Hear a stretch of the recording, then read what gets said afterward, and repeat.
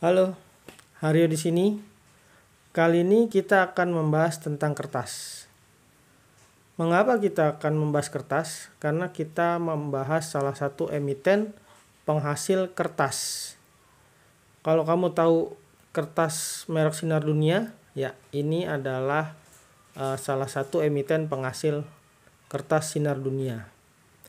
Nah, emiten ini sudah ada di Bursa Efek. Jadi kamu bisa beli juga sahamnya dan jadi salah satu pemiliknya. Inilah analisa tentang PT Indah Kiat Pulp and Paper. Emiten dengan kode INKP ini didirikan di Indonesia pada tahun 1976.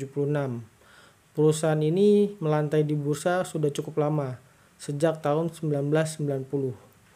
Produk perusahaan ini antara lain ada bubur kertas, kertas budaya, kertas industri, dan tisu. Perusahaan ini dipimpin oleh Hendra Jaya Kosasih sebagai direktur utama. Pak Hendra ini sering menambah kepemilikan sahamnya di perusahaan, dan ini merupakan indikasi yang baik. Karena direkturnya saja mau menambah kepemilikannya, artinya direkturnya yakin dengan perusahaan tersebut.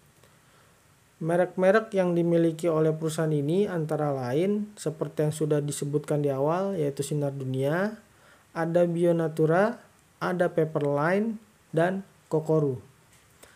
Jika dilihat dari laporan keuangan perusahaan ini, maka bisa dikatakan perusahaan ini adalah perusahaan yang sehat. Bahkan selama pandemi, perusahaan ini dapat berjalan dengan baik tanpa adanya pengurangan karyawan. Secara fundamental, emiten dengan kode INKP ini memiliki ROI sebesar 11,28%.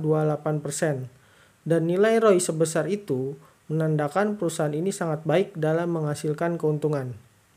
Sebagai informasi, perusahaan yang menghasilkan keuntungan yang baik adalah perusahaan yang memiliki ROI di atas 10%.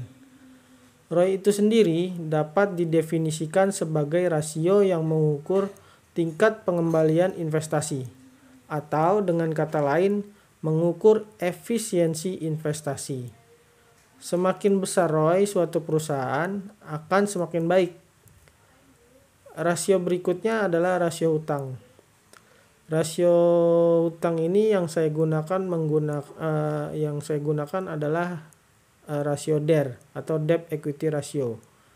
Rasio DER yang baik adalah berada di bawah 1 dan INKP ini memiliki rasio DER sebesar 0,87.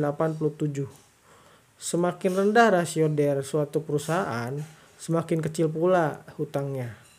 Kemudian saya juga melihat dari indikator CAGR dari ekuitas, liabilitas, dan labanya yang dihitung selama 5 tahun.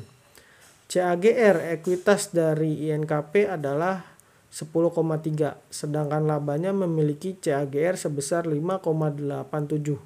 Sedangkan CAGR liabilitasnya adalah sebesar 0,62. Ini mengartikan adanya penurunan liabilitas.